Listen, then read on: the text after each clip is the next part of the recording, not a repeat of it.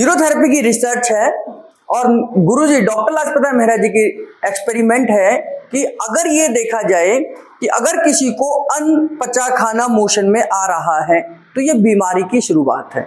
और यहां से गुरुजी कहते हैं कि बड़ी से बड़ी और छोटी से छोटी बीमारी का मूल कारण यूडीएफ है। यूडीएफ क्या है? अनडाइजेस्टेड फूड इन स्टूल, यानी कि आपके मोशन में अनपचा खाना आना। आपके मोशन में अनपचा खाना आना ये हमारी बीमारी की शुरुआत है।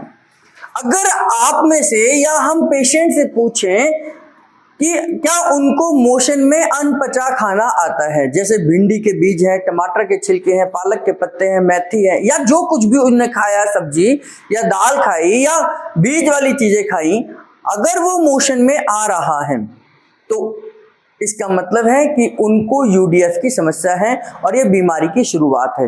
क्योंकि अगर हम समझें तो हमारा हाइड्रोक्लोरिक एसिड जो पेट के अंदर है वो इतना स्ट्रॉन्ग है, वो इतना हाईली एसिडिक है कि मैं इस पेन के टुकड़े को भी अगर उसके अंदर डाल दूं तो ये भी गल सकता है। हाईली एसिडिक है, जिसकी पीएच वैल्यू 0 है, 0 से 2 है, 2 से 3 है। ये दुनिया का सबसे खतरनाक एसिड है। 0 से नीचे कुछ है ही नहीं, है ना। जिसकी पीएच वैल्यू 0 है और 0 से नीचे कुछ है नहीं, तो यानी कि ये हाईली एसिडिक है। और वो हाईली एसिडिक का मतलब कि तेजाब है। उस तेजाब के अंदर मैं जो मर्जी डाल दूं वो गलना चाहिए, वो पिघलना चाहिए। तो क्या वजह है कि भिंडी के बीज, टमाटर के छिलके या हम जो भी पत्तेदार सब्जी खा रहे हैं वो आपके मोशन में दिखाई दे रहा है, यानी कि वो वहीं से तो गुजर रहा है, हाइड्रोक्लोरिक एसिड से ही गुजर कर नीचे आ रहा है। तो फिर उस कंडीशन में भी वो गल नहीं रहा है। इसका सीधा सीधा संबंध है कि आपका हाइड्रोक्लोरिक एसिड कमजोर हो गया है। हाइड्रोक्लोरिक एसिड कमजोर हो गया, जिसकी पीएच वैल्यू अब 3 ना रहकर, 2 ना रहकर, 1 ना रहकर 3 से ऊपर चली गई। वो 4 हो सकती है, 4.5 हो सकती है, 5 हो सकती है। तो इस हाइड्रोक्लोरिक एसिड की पावर के खत्म होने से हमारा डाइजेशन वीक हो जाता है और हमारी प्रोटीन नहीं पचती है। प्रोटीन नहीं पचती है क्योंकि आपका ग्लूकोज तो आपका ग्लूकोज के रूप में आता है, कार्बोहाइड्रेट ग्लूकोज के रूप में चला जाता है, फैट भी प्री फैटी एसिड पर चली जाती है, क्योंकि इनका जो संबंध है HCl से नहीं है। फैट को पचने के लिए HCl नहीं चाहिए, फैट को पचने के लिए HCl नहीं चाहिए, कार्बोहाइड्रेट को पचने के लिए HCl नहीं चाहिए। HCl किसको चाहिए? तो प्रोटीन को चाहिए, है ना। कार्बोहाइड्रेट को अगर हमें डाइजेस्ट करना है तो मुंह से हमारा सलाइवा के अंदर टाइलिन है, उसे वो डाइसैकेराइड में कन्वर्ट कर देगा।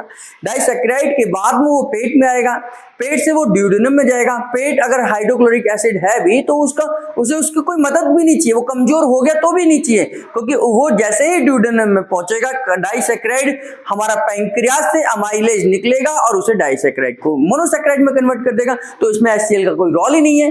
तो कार्बोहाइड्रेट को डाइजेस्ट होने के लिए HCl के लिए जरूरत नहीं है, चाहे वो पतला रहे चाहे वो स्ट्रांग रहे, उससे कोई फर्क नहीं पड़ता। ऐसे फैट जो है, आपने घी तेल की चीजें खाई हैं, फैट जैसे पेट में गया, हाइड्रोक्लोरिक एसिड अच्छा है बुरा है उसे कोई मतलब नहीं है, वो ड्यूडेनम में जैसे ही पहुंचेगा वहां पर बाइल जूस आएगा, उसको इमल्सन कर देगा और फिर हमारे पैंक्रियाज से कौन निकलेगा? लाइपेज निकलेगा, जो उसे फ्री फैटी एसिड में कन्वर्ट कर देगा। तो इसमें भी कहीं HCl का रोल नहीं है, लेकिन HCl का रोल आपके प्रोटीन के डाइजेशन में है। आपकी प्रोटीन जैसे ही पेट के अंदर आती है तो HCl की वजह से ही पेप्सिन, जो आपका पेप्सिनोजन है, वो पेप्सिन में कन्वर्ट होता है। तो HCl अगर स्ट्रॉन्ग होगा तो ही पेप्सिनोजन पेप्सिन में कन्वर्ट होगा। अगर HCl स्ट्रॉन्ग नहीं होगा तो पेप्सिनोजन पेप्सिन में कन्वर्ट नहीं होगा, और पेप्सिनोजन पेप्सिन में कन्वर्ट नहीं होगा तो प्रोटीन डाइजेस्ट नहीं होगी। तो HCl का रोल जो डाइजेशन में है वो प्रोटीन के डाइजेशन में है, इसलिए वो प्रोटीन नजर आ रही है। आप ये भी तो कह सकते हो तो फैट भी हो सकता है, वो कार्बोहाइड्रेट भी हो सकता था सर, लेकिन उसमें HCl का रोल है ही नहीं। रोल किसमें है? प्रोटीन के डाइजेशन में है। तो प्रोटीन के डाइजेशन नहीं हो पाता जब हमारा HCl कमजोर होता है। तो HCl के कमजोर होते ही हमारी प्रोटीन डाइजेस्ट नहीं होगी और वही आपके मोशन में दिखाई, यानी कि जो मोशन में दिखाई दे रहा है, हम क्यों कह रहे हैं कि ये कार्बोहाइड्रेट नहीं है, हम क्यों कह रहे हैं कि ये फैट नहीं है, हम क्यों नहीं कह रहे कि ये आपका दूसरा विटामिन या मिनरल्स नहीं है, ये प्रोटीन ही क्यों है? क्योंकि प्रोटीन के डाइजेशन के लिए आपका पेट का HCl स्ट्रांग होना चाहिए।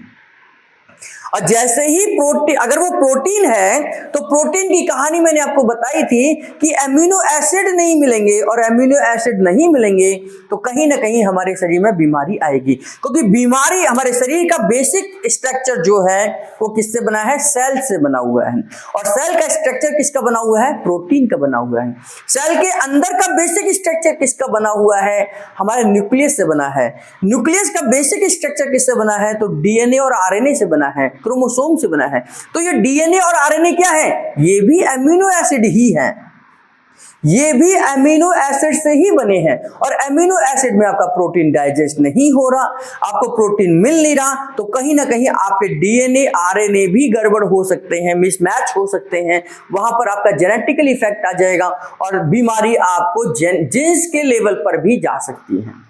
जेनेटिक बीमारी भी, जेनेटिक का मतलब जीन्स की गड़बड़ी की बीमारी। जेनेटिक का मतलब ये नहीं कि फोर फादर से आने वाली बीमारी, फोर फादर से कभी भी जेनेटिक बीमारी आ भी सकती है, नहीं भी आ सकती है, लेकिन जेनेटिक बीमारी का मतलब है कि आपके अंदर ही बीमारी डेवलप हुई है, आपके अंदर ही बनावट गड़बड़ हुई है, तो वो हमारे डाइजेशन की वजह से हो सकता है, हमारे डाइजेशन की वजह से हो सकता है। बहुत सारे लोगों को मल्टीपल स्क्लेरोसिस का, यही नहीं, एलोपैथी आज तक नहीं पता लगा पाई कि मल्टीपल स्क्लेरोसिस की बीमारी का कारण क्या है।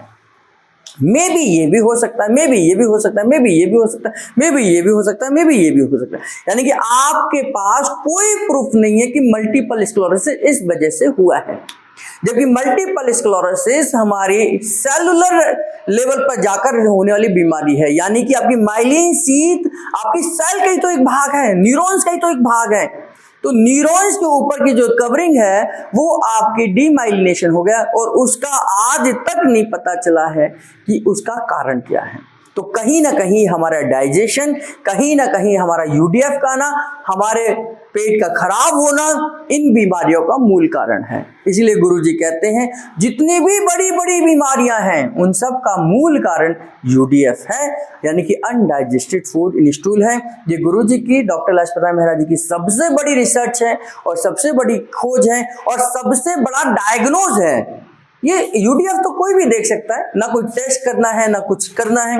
भाई हम डेली मोशन पास आउट करते हैं, बस उस मोशन में अगर आपको अनपचा खाना है तो यानी कि यूडीएफ है, और यूडीएफ है तो यानी कि आज नहीं तो कल आप बीमार होंगे ही होंगे। तो हमारा पेट जितना अच्छा होगा हम उतने ही स्वस्थ रहने की उम्मीद है। तो यूडीएफ हमारे शरीर में बीमारी आने का मूल कारण है, छोटी से छोटी और बड़ी से बड़ी बीमारी का मूल कारण यूडीएफ है।